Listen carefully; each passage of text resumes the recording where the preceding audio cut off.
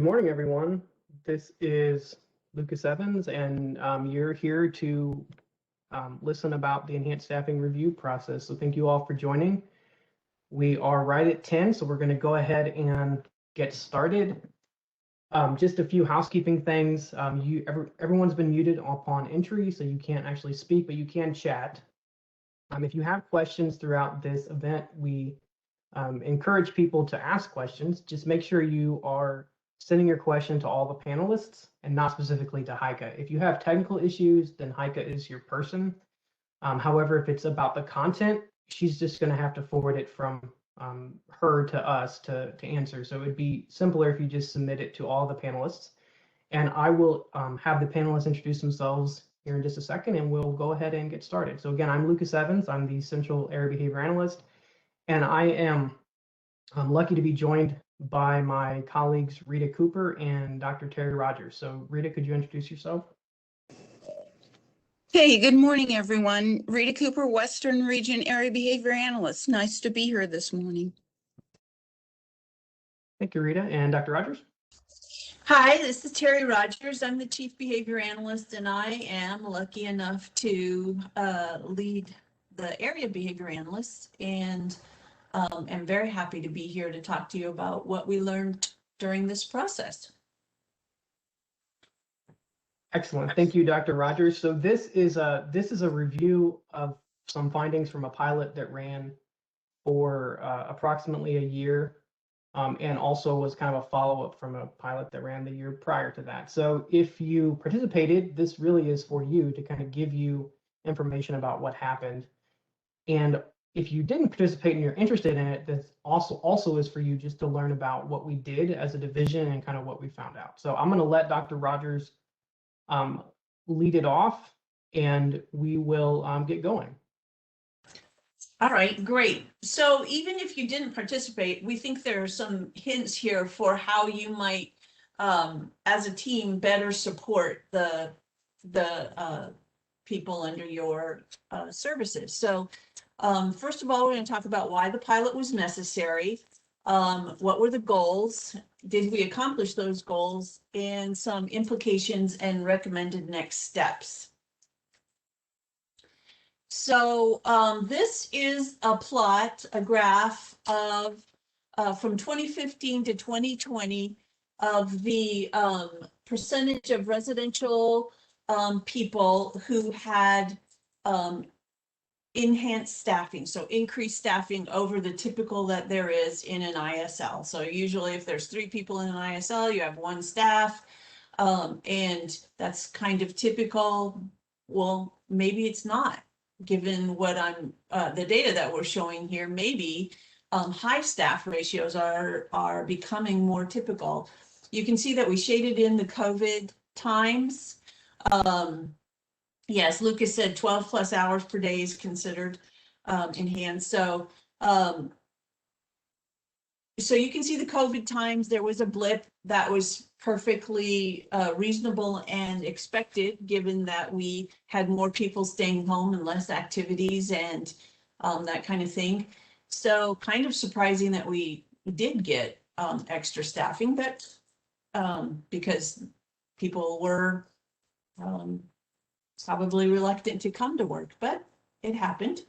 And so what you can see is that if we keep on to this trend, we're going to have more and more enhanced staffing. And as a matter of fact, you could anticipate that in about 5 years, more than 50% of people would have enhanced staffing, which would be very difficult to sustain. So that's why we thought perhaps looking at what the reasons for enhanced staffing were and if there were any better methods to support people that we could find and recommend. That's why we thought the pilot was necessary. Okay, next slide. Uh-oh, am I supposed to be advancing this? Sorry. Okay, so what you can see is that there's been a steady increase, and that seems like what I just showed. So let me move on to the next one. Oh, I'm going the wrong direction. So some additional points of why we thought the pilot was necessary. We looked at the health assessment, the HIPs, and the chronic risk outcomes for individuals, thinking, well, perhaps this is why people are using more staff. Perhaps they have higher needs and that health needs, and that was what was driving it. But what we found was that these accounted for less than a third of the residential costs.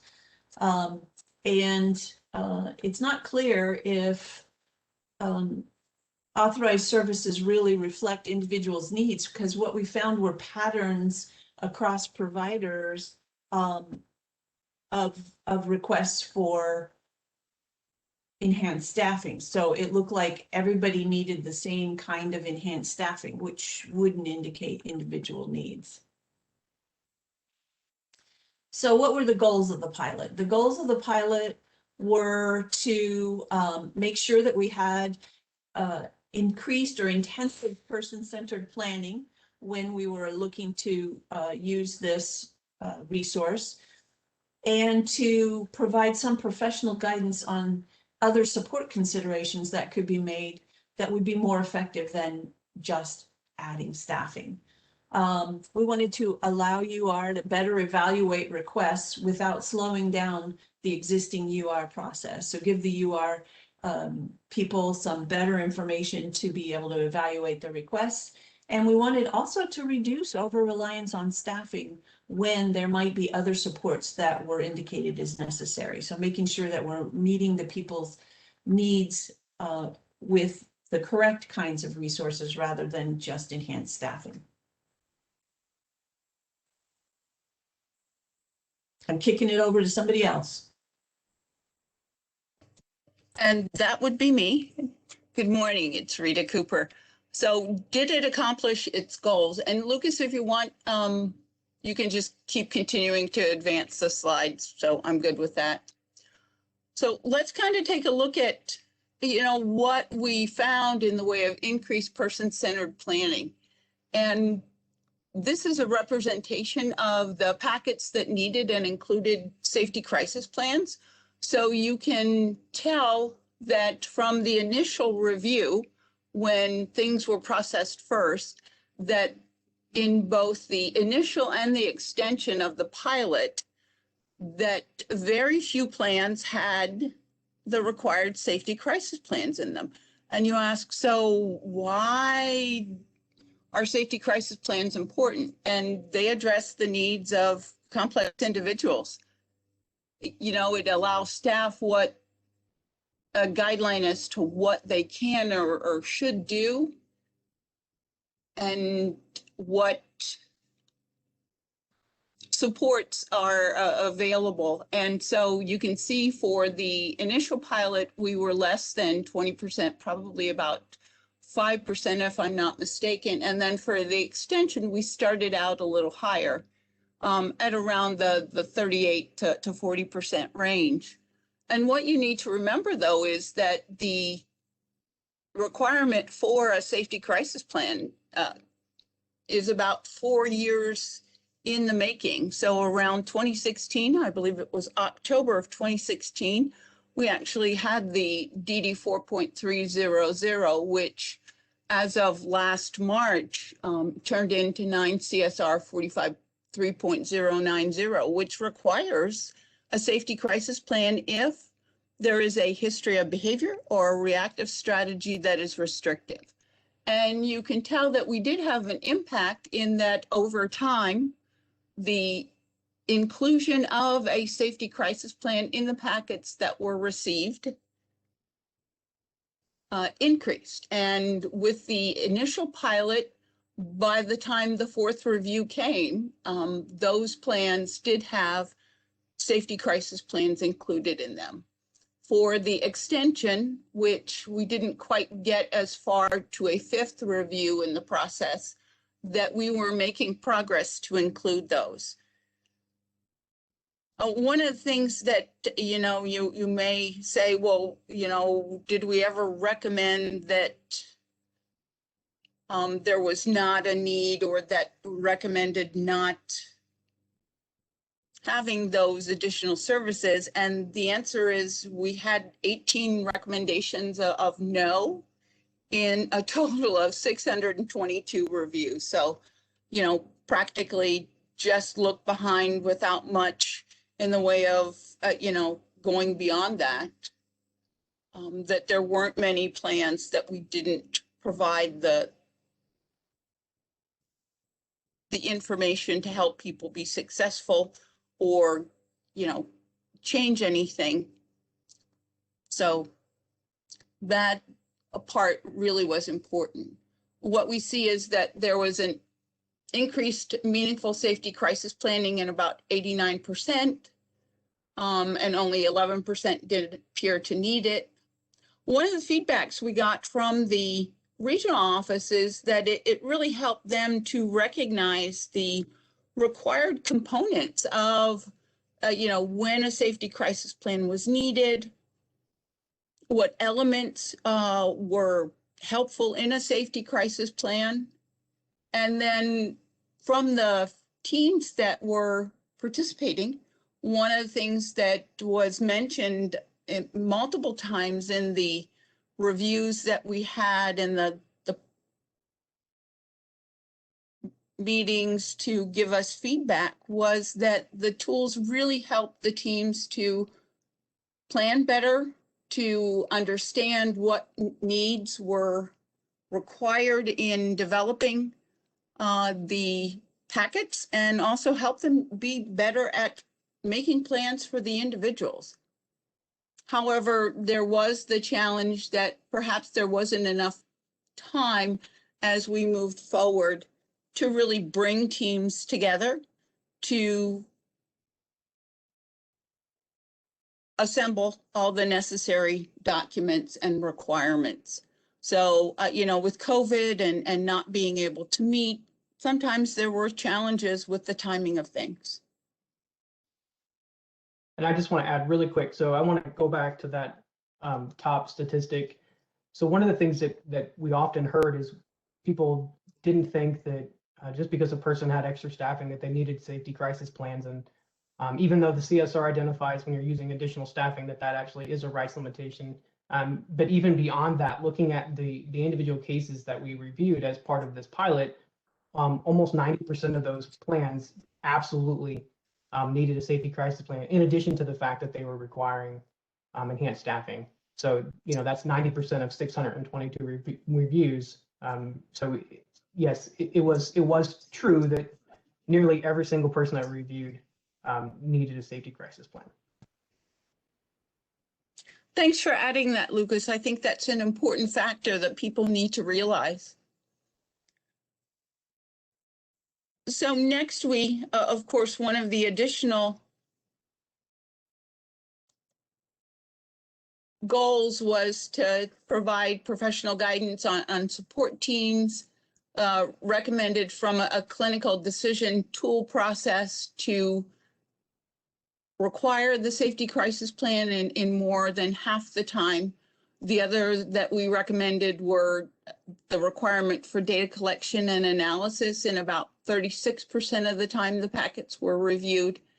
And then recommendations for BSPs or behavior support plans to be revised about 18% of the time. And I know that there was the question in there, did it include the behavior support plans? And Lucas provided the information that yes, it did. And here's the statistics regarding, our recommendations about behavior support plans. So we did review behavior support plans in the process. The recommendations were, of course, very individualized. We tried to do that on a consistent basis, but there were some common threads and there were some significant evidence of compliant deficiencies. So we need to remember that there were processes which allowed us to really make some definitive decisions along the way. The timelines were what we considered enough to complete the recommendations while not letting too much time lapse. Again, a safety crisis plan has been a requirement in what we do for a while, since last March, and then even the recommendations prior to that, when there was a directive outlining that. And our goal was to hopefully keep the momentum. Oh, that's okay, Lucas, thanks. So this was, and it's an eye chart.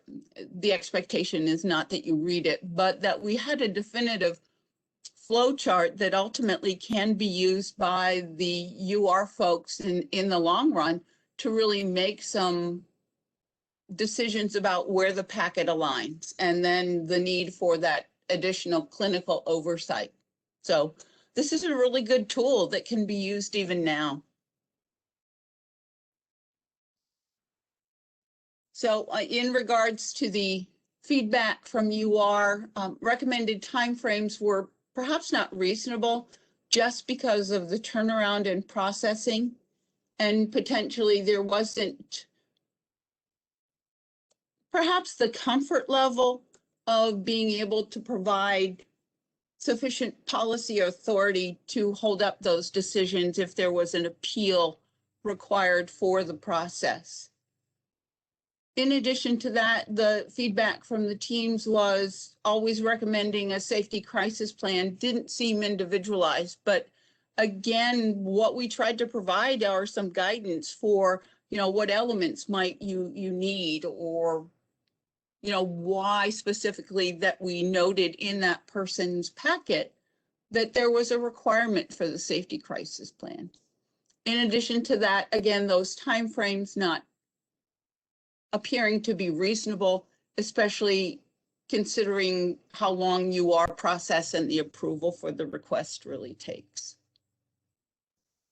Hey, Rita, there was a question from Tracy in the chat. Can you take a glance at that? Okay, sure. Let me,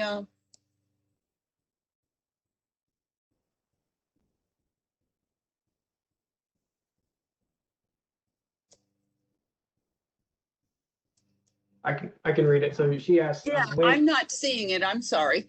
oh, no worries. She asked when you mentioned compliance deficiencies, what were you referring to? Well, specifically, the requirement for the safety crisis plan and having sufficient elements in there to really help staff. So that's what I meant by that statement. Additionally, the tool that we used and the evaluation we conducted also ensured that all the elements of justification were present for utilization requests. So in order to make a request for service to utilize, you have to be able to justify the services needed, and you also have to substantiate that the service is being used appropriately. So all those things are connected as well. Thanks for adding that, Lucas.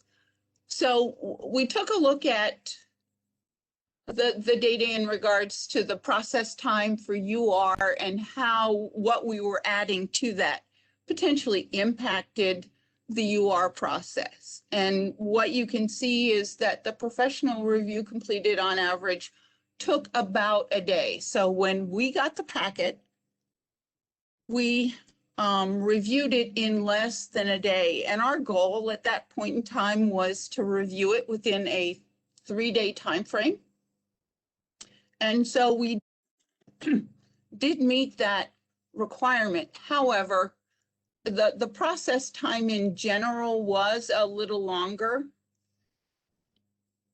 And on average, it was increased a little bit. What you can see, though, from this graph is that there was a high degree of variability, and that's what the small thin lines kind of indicate on each of those measures, that there was a lot of variability in the times and based on usually the need for requiring additional documents. And so it did appear that things were a little bit slower by about 2 days in comparison with other processes. And so that kind of takes a look at, an additional level of forwarding back and forth. And this means that the UR were not moving through their standard process in what they normally had done. So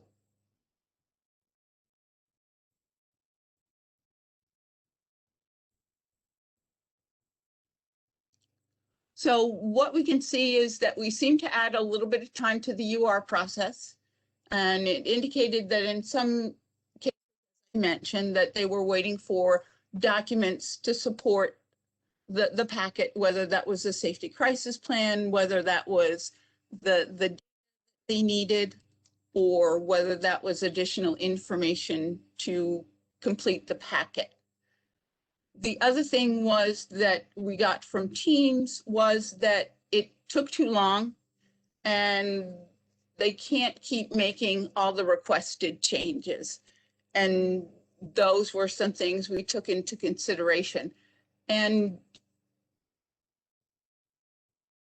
changes are needed based on, the individual's, based on the individual's needs. So requiring changes is something that we should get used to over time.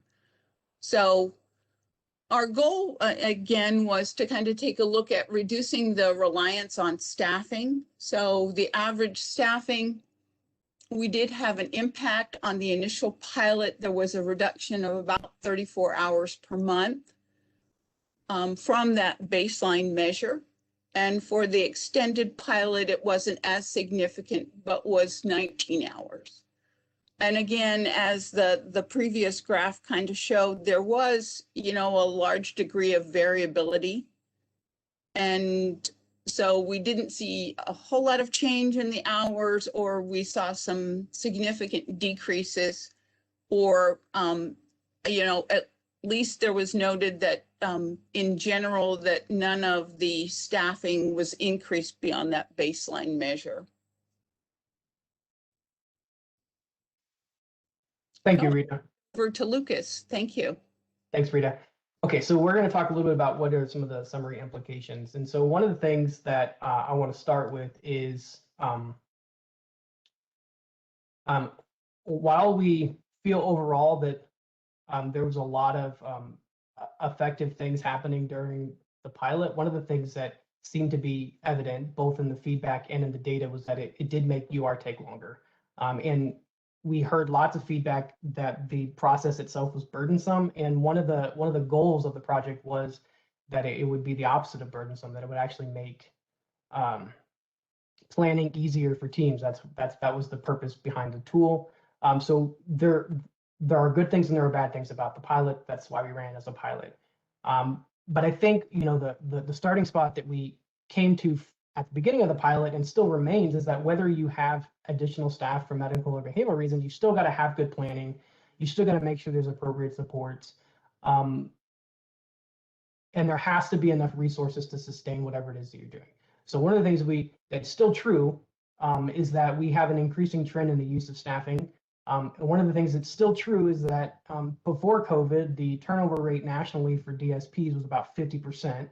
And I know at least before COVID, that was about right for Missouri as well. I imagine that that's only going to get worse in the midst of the pandemic, and that's only going to get worse as the economy recovers after the pandemic. So we don't have enough resources, both in money and people, to continue on the trend that we're on. It also became clear, which may have indicated some of the disconnect that we saw and why the process was so burdensome, is that it didn't seem like there was a lot of individualized planning happening for the use of staffing specifically. Again, that makes sense. That's why we designed a pilot to begin with. That's why there was that tool that helped teams go through those considerations when requesting additional staff. We saw that people that needed safety crisis plans didn't have them when we started looking. And then it took several follow-up reviews to get teams up to having those safety crisis plans as needed, about 4 reviews. Now, one thing I want to talk about is the amount of time between reviews. So for the initial pilot, it was about every 3 months we looked at it. For the extended pilot, we looked at it every 6 months. So you're talking, if it takes 4 reviews to help teams get safety crisis plans when they need them, to get 100% of those teams, that's 2 years of review time. So that's a significant amount of time. So these are still barriers that we're trying to address. And one of the things that seemed maybe like an underlying issue that we could assist with was that there didn't seem to be implementation strategies or implementation plans for ISP goals related to safety. At least those are safety crisis plans, but then additional implementation strategies for teaching skills that would complement a safety crisis plan. Those things did not seem to exist, which resulted in staff not having actionable steps that they could do to actually provide supports for people that had a need for an enhanced level of staffing. So that means they didn't know what to do to support the person throughout their day to prevent the chance that a problem situation or a crisis situation would happen. It also means they didn't have steps to do in that crisis situation to try to prevent it from going so far that somebody needed to go to the hospital or police needed to be called. So they didn't have things that they were supposed to be doing.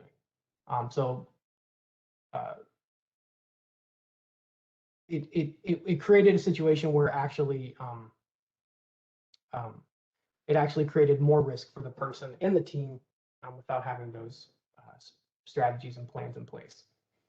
And another thing that we noticed is for early on in the reviews, remember back to that big picture that Rita showed, we had a standard process that we always followed, which kept us consistent in the way that we reviewed plans, and also gave teams kind of an expectation of what we were going to be looking for at which stage. So we always started with looking for a safety crisis plan. Well, it doesn't take professional expertise to identify whether those things are there. And so early on in the reviews, it didn't actually take a lot. It didn't take a lot of expertise to do those sorts of things. So we think that there's opportunities to build tools, which we'll talk about in a second, that doesn't require this level of review, which should make it more efficient and also should make it a little bit less cumbersome. And so where does this all leading us to? What are we going to do about it going forward? I can get the slides to advance. Awesome. Okay, so we actually, in looking at the two pilots that we ran, we kind of stepped back and we thought maybe enhanced staffing is really more of a symptom and not the underlying issue. And the underlying issue seems to be implementation plans. And so we went back and we looked at what do we provide. What do we give providers, or what do we set providers up with as far as resources on what an implementation plan is and how to make those and how to monitor the use of those things? And we don't really have anything as a division. And so this is a huge gap for us as a state division of that we need to address. So one of our recommendations to the executive team at a division was to establish a work group to do just that, assess the current state of implementation plans in the community. Again, we can't really conclude that the whole state, there's a lack of implementation plan, but we feel pretty confident that at least in the areas piloted, at least around safety, that there weren't implementation plans. So we think a work group would be good to look at this to see how currently it actually works in the whole state system. And then look to see whether we can design process guidance, process improvements that also align with our upcoming focus on looking at things like value-based purchasing. And we really are hoping that this aligns really well with a couple of our initial aims for value-based purchasing, which is the reduction of the use of staffing and also the utilization of hospitals for avoidable reasons, which if you're going to the hospital for a challenging behavioral situation, that's we would consider that an avoidable reason. And so this is one of those things that we think the division should take some time to focus on. And we also advocated, it's not on here, but we also advocated that this work group should include community partners, so providers from the community, specifically those from like Marf and Mac would be obvious choices, but we should include people from the provider's perspective to give input on how to make this better and to make sure there's resources. And then, yes, Ashley, we can send that UR flowchart out to everyone. And then for the behavior team, the behavior unit, we actually, in addition to suggesting this work group to look at implementation plans overall, we are focusing this year on increasing the skills that providers that are participating in our tiered supports network to create, monitor implementation plans at their different levels. So if you are a tier 1 agency where you're working on building those universal systems of supports, getting some help to do implementation plans regarding those. If you're supporting people with intensive individualized needs, being able to monitor and manage implementation plans like safety crisis plans or behavior support plans at that level. So being able to help agencies that have agreed to work with us as a tiered agency to get some additional consultation above and beyond the kind of general recommendations and process improvements that a work group might come up with. And then as we also have this case management system that's in development and getting ready to come online in the next year or so, it seems right to incorporate some of those enhanced staffing planning tool elements into that development. So being able to have kind of guided planning in the connection system, which is the name of our case management system, to kind of help teams think through the logic of requesting these things to ensure that planning's happening, and also to just provide additional support baked into the system. So it's not extra work, it's just the work that you do to make the plan, and you get supported planning. And then same thing with the UR evaluation tool. There's no reason why that can't also be built into connection, and it could even be automated. So for an example, if a safety crisis plan is required, then we would recommend building in an automated check to make sure those things are there. Again, just ensuring that we're meeting all our requirements based on our CSR for behavioral support.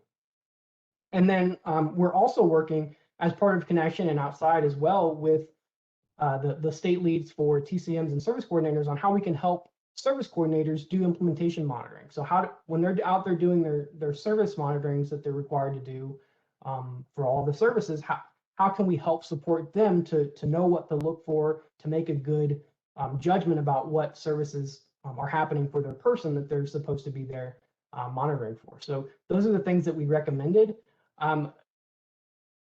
We have some time for questions, but I really just want to thank everyone on the call who was in one of the pilot regions. We appreciated your time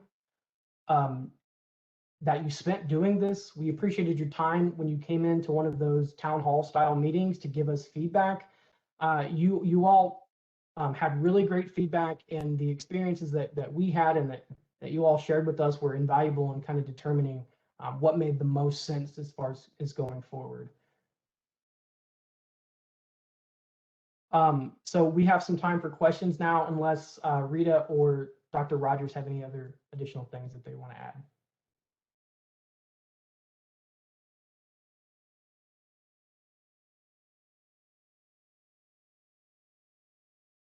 Okay. Oh, sorry. Yeah. So what we're asking support coordinators to do, or what we're supporting support coordinators to do, that's a lot of supports in that sentence, is not to question the implementation plans, but to look to see that they are there. That's something that the service provider is supposed to do, create implementation plans to teach those strategies that will help the individual, or teach those skills that will help the individual achieve their goals. That's part of their service, and support coordinators are to be doing service monitoring. So they should be looking for, are they there? Not, is it good, but just, do you have one, and are you using it? So that's what we're asking for.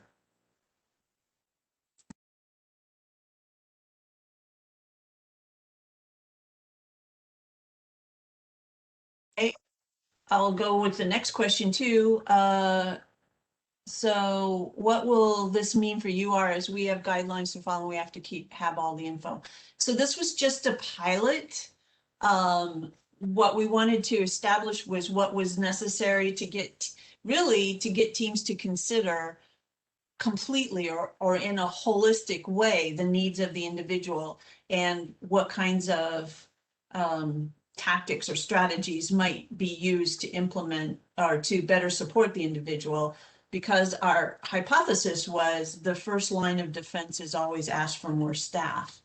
And that's not really the most efficacious or efficient or cost-effective use of resources. So what we wanted to establish was that teams went through a problem-solving process of considerations before deciding what was going to be used to make the situation safer. So in other words, developing safety crisis plans, one of those strategies.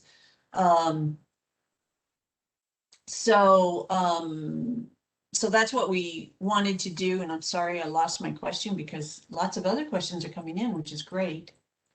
So it doesn't really mean anything for UR at this point because it was a pilot and we've finished the pilot, and what we're going to be doing to facilitate better problem solving amongst teams is incorporating the process of asking those questions into the connection system so that it's part of writing a support plan. So in terms of UR right now, I don't think there's any changes. Is that right, Lucas? Yep, that is correct. What tools are currently available for SCs to use to complete the safety crisis plan?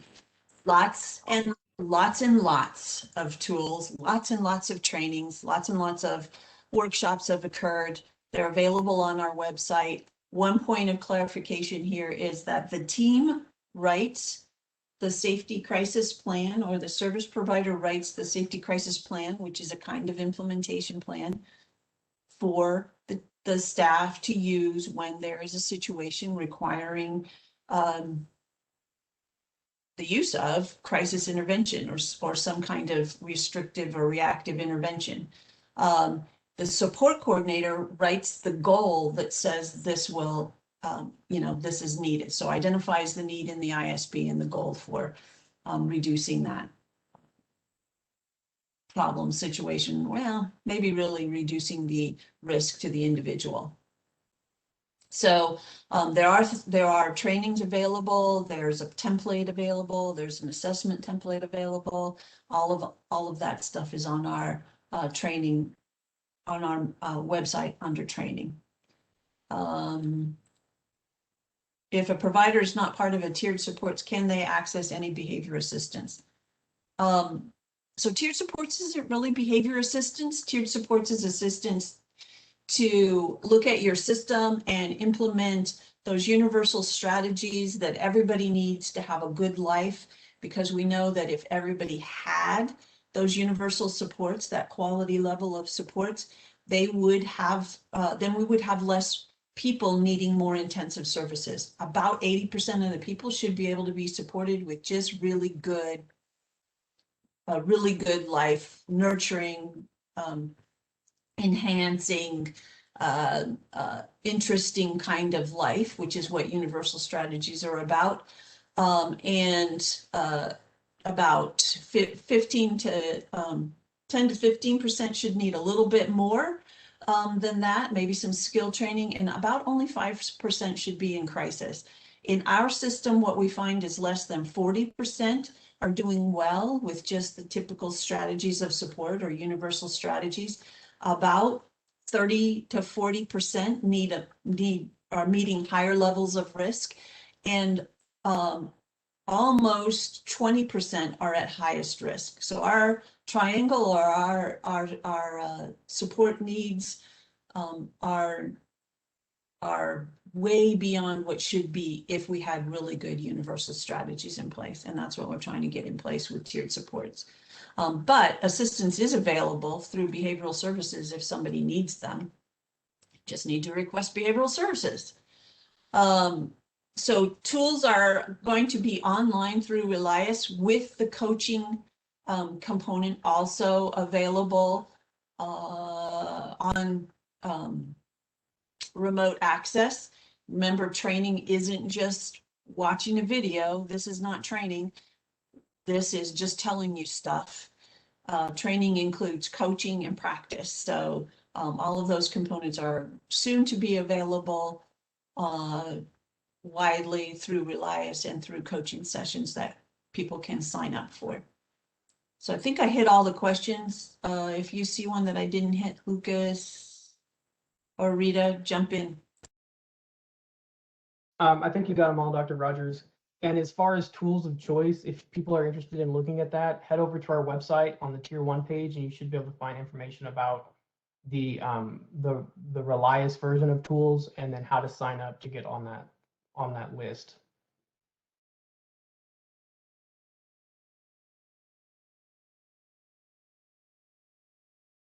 And let's see, it looks like we've got all the questions. If there aren't any more questions, we can just kind of hang out here for a few minutes, but people don't have to keep hanging on if they don't want to.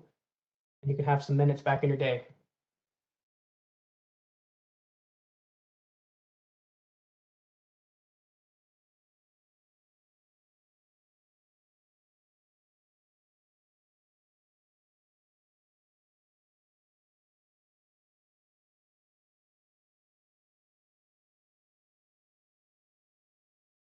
Okay, I still don't have any questions. It looks like we covered everyone's question that asked, so I guess we can go ahead and close it out here. Thanks, everyone. We appreciate you attending.